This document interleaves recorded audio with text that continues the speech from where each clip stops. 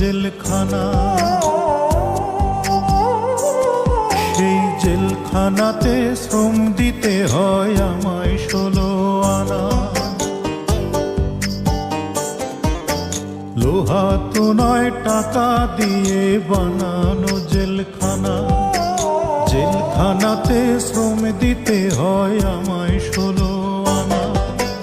গরিব হওয়ার অপরাধে জেলখানাতে আসি, শ্রমের দামে ঘামের দামে ফোটাতে যে হাসি, মায়ের মুখের হাসি আমি জেলখানাতে আসি।